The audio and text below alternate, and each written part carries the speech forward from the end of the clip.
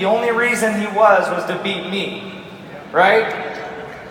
But this next segment, as I was talking with Chris, as we talked with him many times preparing for Summit, we're trying to brainstorm what would be the best thing at the end of our convention that he could talk about.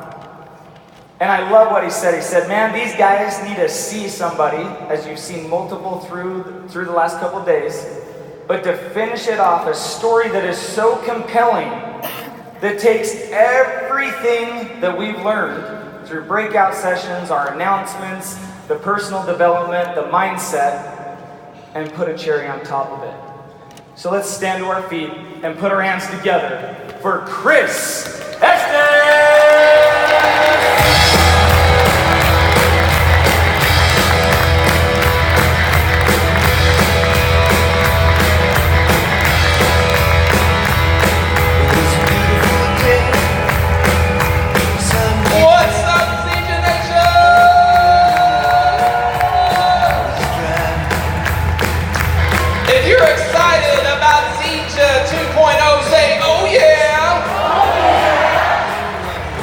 Y'all have a seat, thank you.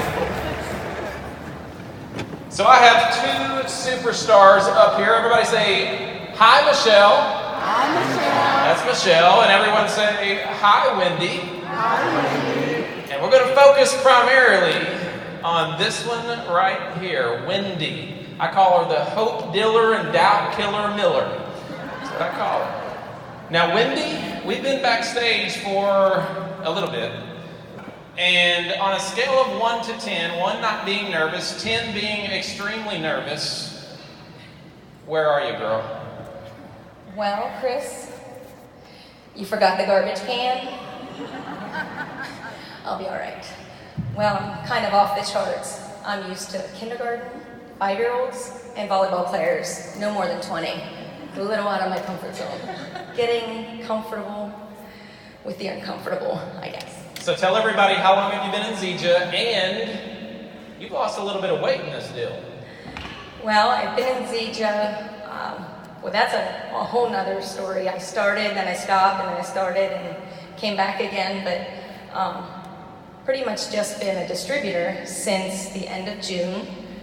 And although when I came to Zija, and Michelle actually came to me, and came to me again and again and again, my primary focus was not the weight.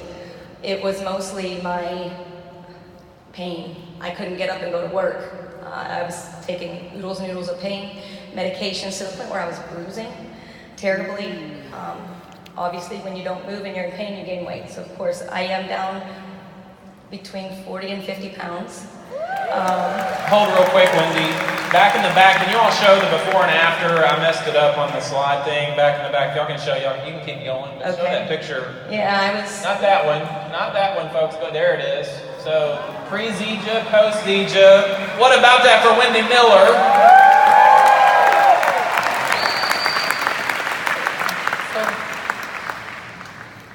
So, my goal in life, though, has really never been to be skinny. If I'm being honest, my goal is to be strong. And not just strong physically, but spiritually first, emotionally, and then physically. And along the way, I kind of lost sight of all three of those for numerous reasons. And we're going to uncover some of that here in a few minutes. So let's continue here. She gets started, has some results. You go on. Remember, if you listen, she's been involved since the end of what month? June.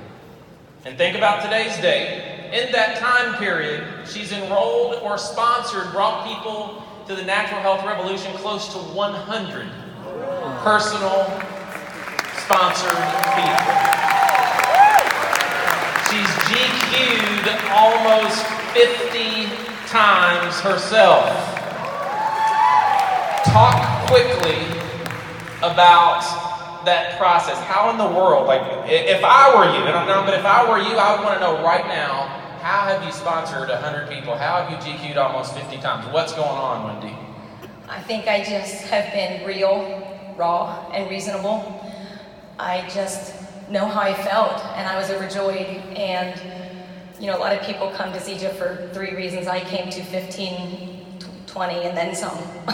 So I felt great. I knew that I had friends and family and people that my age, younger, older, that were feeling like I was, and I was overjoyed and pumped to share. I just wanted to share because when you got something good, sharing is caring, and that was my whole goal. And I just feel that people trusted me because my whole life I have really tried to be Wendy raw. I'm honest, and I'm no better than anybody else. I'm nothing special. I'm just me, and I just strive to just be me. And for a long time, it wasn't okay to be me. And I finally felt that it was okay to be me, and I wondered how many other people felt that way. So you gotta share.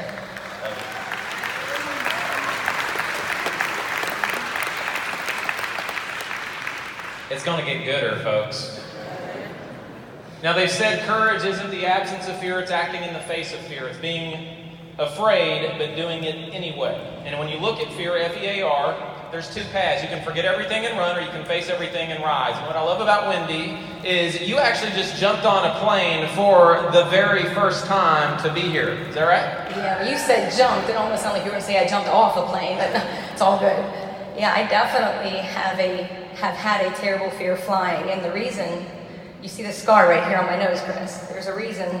And a lot of times in life, when you're scarred, whether it be physically or emotionally, it makes you so fearful to try something again. And this scar is a story in itself. Very long story short, I was a rebel, didn't listen to my parents, went on a bicycle ride when I was told not to. Didn't realize I didn't have pedal brakes anymore. I had hand brakes. And I was showing off with my friends because I was a jock. And I just loved to be one of the guys, and was pedaling real fast, tried to pedal backwards to stop, couldn't, pressed my handbrakes, flipped over, and lost part of my nose. Since then, I vowed my feet will stay on the ground. So, yes, my fear of flying kind of stems from that, but I also I'm a control freak. I don't like feeling vulnerable.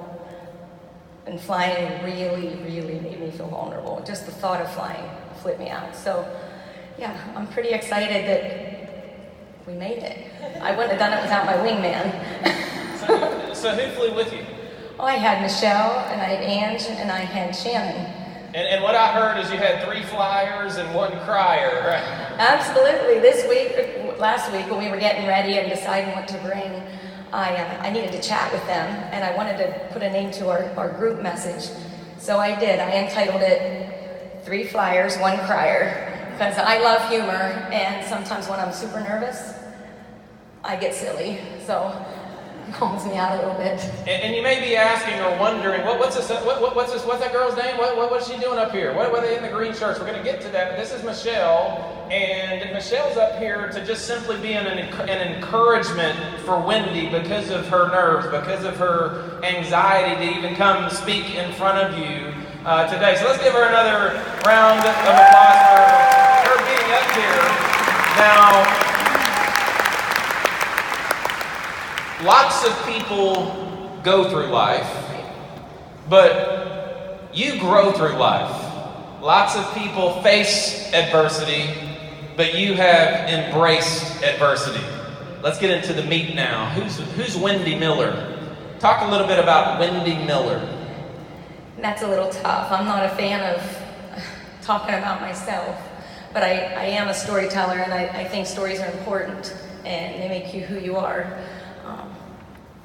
I came from a split home. My parents divorced when I was young, went to live with my dad when I was 2.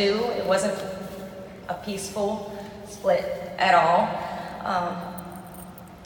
My parents told me when I was younger that if I wanted to go to college, I had to find something I was good at and make my way. So I'm an average student, definitely not the sharpest tool in the shed. So I love sports, I love to sweat, I love to work out. So I became a 4-sport athlete, busted my tail. My parents were so strict. Dad was a coach and a teacher. And when most kids were sleeping in the summer, my mom was blowing the whistle down at the bottom of the steps saying, time to go run, time to go jump, that jump thing never really worked. I don't get up in the air very often, even that way. So worked hard. Had an awesome coach in high school, being short and chunky. She helped me get noticed, and I went to college and played volleyball. Our high school team had won some state titles. College was successful. I will never forget the roller coaster with my weight in college. My very first college game, Chris, my stepmom came to the game and pretty much got belly to belly with my coach and screamed at her because Wendy looks like a fat pig. And that's okay, that blesses me now. And those kind of things motivate me. So my coach knew I loved ice cream, and she loved ice cream, and she was awesome. So anyway, college came and went. I graduated, became a teacher. Love kids. Love teaching little kids. Any older than that, they're taller than me. They may not listen as well. But I've been teaching for 20 years, coaching for 20 years. With her all the way from day one. There's my girls. So life was great, absolutely fantastic. Obviously, I failed to mention that I married the most wonderful man on the planet in my eyes, other than Jesus. But we had two beautiful, beautiful girls, and I was very driven. I was a hardcore parent. I was the disciplinarian. I worried about the small stuff all the time.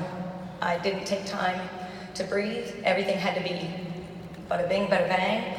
And then one day, the bang came hard, and that was a phone call. And I got a phone call that my daughter, Heather, my youngest one, was not eating and not feeling well, which I had known that. She had a couple ear infections.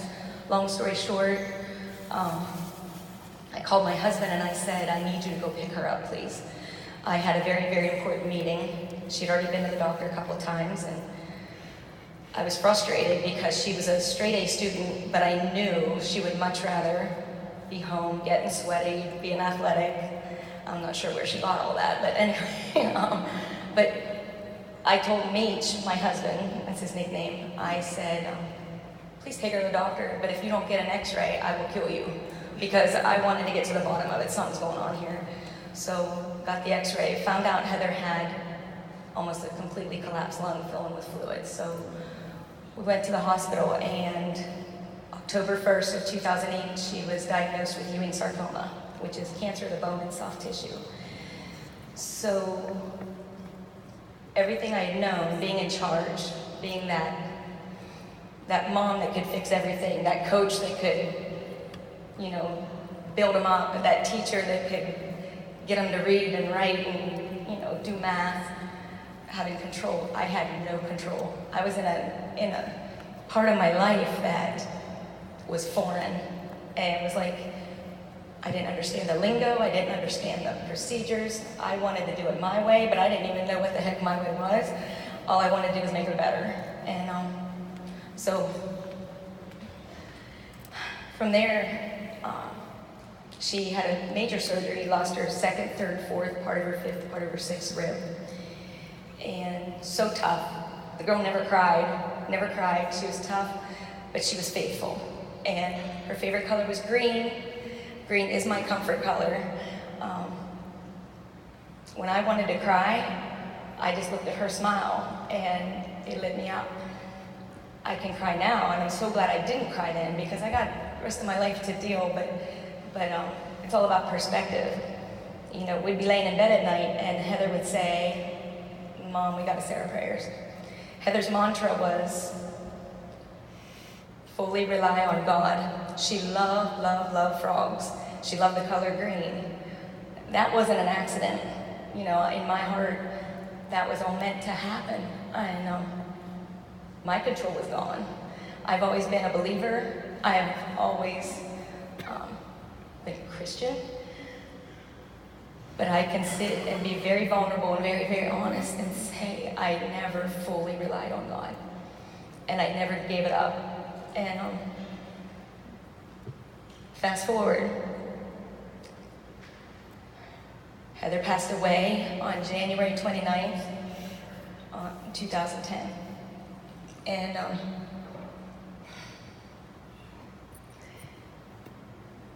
that's hard now to talk about because, of course, I miss her. But her story is unreal because I had to leave my job when Heather got sick. I didn't have to, I wanted to. My friends knew that I needed to do that. Most people would lose their job. My teacher friends, my coworkers, which I don't even like to say friends, they're my family. And she's my sister, my soul sister, because they gave up their sick days so I could spend every single second with Heather. If Heather would live to be 80 years old, there's not one more thing that I would say to her. I have no regrets. And do you know what a blessing that is? I cry, but most of my tears now are joy and appreciativeness and the attitude of gratitude, like that we talk about all the time. And there's so many signs that I see that come from Heather's life. This is I just wish I could put it in words. The signs that I have felt with this. Heather's health filled. We stand for health and hope and time. When you share hope stories and you're giving someone the gift of their health, you're also giving them the gift of time. So my friends gave me that gift of time with Heather.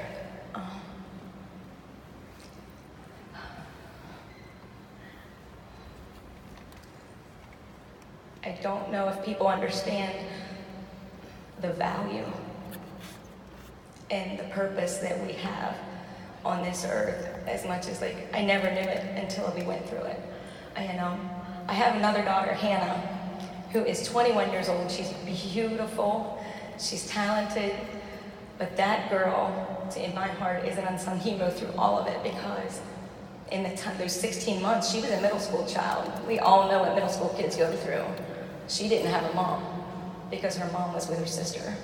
And I was blessed to have people taking care of Hannah, but I will tell you right now, Hannah was so neglected. She was cheated. She was, but if you talk to Hannah, she wouldn't tell you that. I mean, Hannah's the one that taught my husband and I the blessings in disguise. I feel Heather's story has saved me spiritually, emotionally. The physical part was tough. Now let me tell you, when Heather passed away, I didn't have that perspective. I struggled. I spiraled because our entire family was on different pages. You know, Meech couldn't stand the fact that we could crack a smile in the house. I was trying to look on the bright side, but in private I would cry my eyes out because I didn't want to upset him. Hannah was the one that was a middle school kid, just wanted to live. And we were all in awful, awful places. And I ate, and I ate, and I ate. I had Snickers bars at 3 o'clock in the morning, 4 o'clock in the morning, and 6:30 in the morning, and it made me feel better. But in the long run, it wasn't the answer. And so I had a friend came into our lives, and his name was Scott Brown. And there's a whole nother story about Heather that I don't really have time to get into, but he was a reporter through Heather's Make-A-Wish, and he had asked if I would be willing to co-author a book with him. I said, no way, that's morbid. There's no way I could do something like that. But when Heather was sick, my friends, my family, teacher friends gave up their sick days for me. Everybody in our community gave so much. I couldn't understand why people wanted to give us money. I didn't want money, I wanted my daughter healthy. They couldn't, but I'm on the other side of that now. And I want to give back. I prayed, how can I give back? I love to write, that's my therapy. And then I had to stop and listen to that quiet little voice. And I heard it one night when I was lying in bed, and it just said, Wendy, you can't give back all that money. You can't give back these teachers their sick days, but you can give back in another way by sharing this story. So I agreed with Scott, but on one condition: it had to be Wendy Raw. It's not going to be what people want to hear. It's not going to be fluff. It's not going to be fancy, because that's not me, and that was not Heather. Heather, you'd play games with Heather, and if she felt you were trying to let her win, she would get ticked off. Like, she was tough. She was an athlete and competitive, and she would fight. She would have raced you to the finish line today, I'm sure. But anyway, I agreed to help write the story. The tough part was coming up with a title. And so many people through Heather's story, yes, she became close with the Pittsburgh Steelers, super, super close. I mean, so close that Troy Polamalu would text her and say, when you get in chemo, and he'd come and play rock band with her. He lifted her when I couldn't. But this story is called Heaven Sent. It's entitled Heaven Sent. Love the title for a couple reasons. A lot of people look at the cover and they see Troy and Heather. And they think Troy was heaven sent for her. Anybody would think that. He's Troy Polamalu. And the reason their friendship was so awesome was because she didn't look at him like he was all that. Because Heather was real. She said, Mom, what's everybody making a big deal about him? He's just like us. And he loved that because he'd come incognito up the steps and didn't want anybody to recognize him because he was humble. And so, but this title is so cool because in the long run, and like Troy said to me, Heather was heaven sent for him because he was a first-time dad, and it made him appreciate and look at life and not sweat the small stuff, like so many lessons. So that heaven sentness, the book is about people being heaven sent in our lives. I am a firm believer that God puts people in your path when you need it. Puts things in our path when we need it. And leaders in our path when we need them. It's not a coincidence that Michelle is sitting right here beside me. Can I tell you, the day that Heather passed away, this girl who asked me to be in her wedding 4 days after I met her. God put us in each other's path for a reason. Yeah, I stood up for her at her wedding, but she stood up for me and my family whenever we couldn't stand ourselves. She went shopping and bought my husband's clothes, my clothes, for my daughter's funeral. And she knew it had to be green. And she knew that I called Heather's Smile the Hershey Bar Smile. So she filled a basket with Hershey bars at that funeral home for everybody to get one of those. And I could bawl tears, but not sad tears, tears of joy that God made Michelle heaven sent for me. But it's also not a coincidence. It's a God incidence that I've got people like Chris and Jason and Janelle leading. Chris and Jason, teachers, coaches, hello. Like, that's my wheelhouse. I can relate. Zija is about relating and getting to know people and loving on people and finding that common, I'll never forget the very first time Michelle said to me, Wendy, I really want you to talk to Jason. He's a teacher and he's a coach. And Chris, she's telling me this, and I wasn't ready. I was like, I'm not, no. Been there, have done things like that in my life before. No, I want it my way. And she hung in there with me, but being heaven sent in this room, right here, sharing Heather's story is a God incident. It is not a coincidence. And my faith allows me to believe that. If you'd have asked me this 10 years ago, Chris, I'd have said a coincidence. I'd have said, oh, what's the chances? And now I say, this is real. This is supposed to happen. Everything that happens in our lives that's bad or that's tough or that you think is so bad, that you can't survive it and you can't stand up from it. I know in my heart, no matter what, it is going to work for our greater good, and you can pay it forward. And I mean, I get goosebumps talking about that because it's so real. I'm wearing a shirt today, if you don't mind me sharing, called the Heather's Cup, and in a couple weeks, it warms my heart. In the Heather's Cup, in a couple weeks, we are having for the 10th year in a row. First year Heather was there. Her daddy carried her on his back. She loved football. She was a punt, pass, and kick kind of a girl. She was a winner. She's still a winner. And they did a football fundraiser. All the area kids, her grade, 5th and 6th grade football, they were her best buddies. She had more guy friends than girlfriends, and which, you know, a lot of us females can relate to that. But they did a fundraiser for our family. When she passed away, that didn't stop. Since then, every single year, this Heather's Cup supports families. This year, in a couple weeks, we're supporting a kindergarten child with Ewing sarcoma, the exact same cancer that Heather had. We're supporting a child from our school district that has cancer. We're supporting the Heather Miller Memorial Scholarship to give away to seniors, but they gotta have a 3-5 and they gotta play one varsity sport, because it's gotta be true to Heather. And their essay that they write for this scholarship is explain how your faith has impacted your academic, your athletic, and your social careers, because it's gotta be true. It's gotta be raw, and it's gotta be real. And this is real, and it's raw. And that's why I just feel so good. I'm giving up coaching volleyball, but I'm not giving up coaching. Let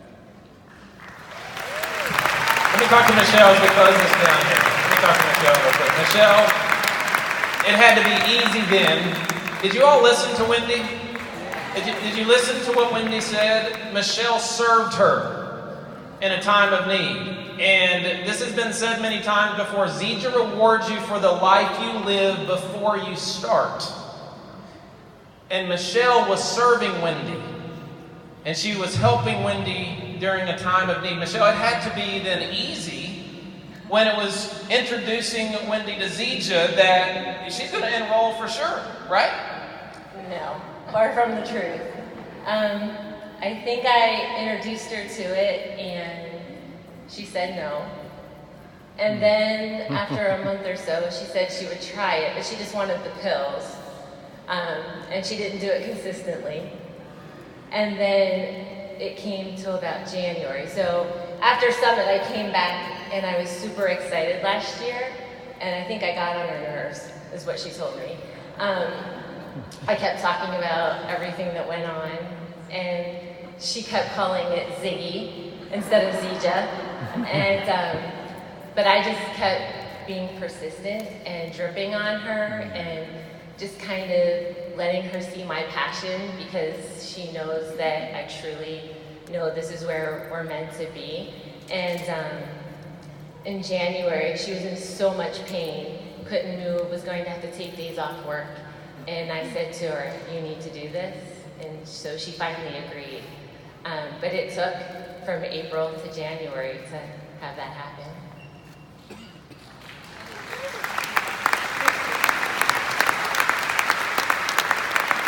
Folks, how many Wendy Miller stories are we leaving on the table? How many Wendy Miller stories are there out there because we're not talking another day? We're not talking to the next person. We're not talking to the person again. We're not showing them that we care, because that's what Michelle did. She showed Wendy that she cared long ago. Then she was patient, she was persistent. She dripped and she dripped and she dripped until Wendy decided to join the natural health revolution. Wendy, as we close this thing down, y'all gotten some value from Wendy and Michelle?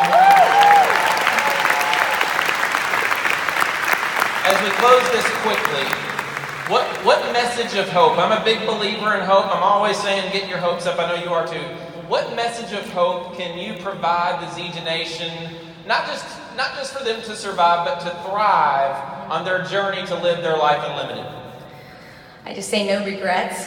I think our time on earth is obviously limited, but our life deserves to be unlimited. And by providing that hope for somebody else, you don't realize you may be heaven sent for someone else. I guarantee you, you will be heaven sent for someone else, and not one person, and not two. As many as you're willing to be heaven sent for. And I just say, don't hold back, and no regrets. And I'm so glad I had an answer to my prayer. And there's somebody out there praying for you to contact them and give them the life.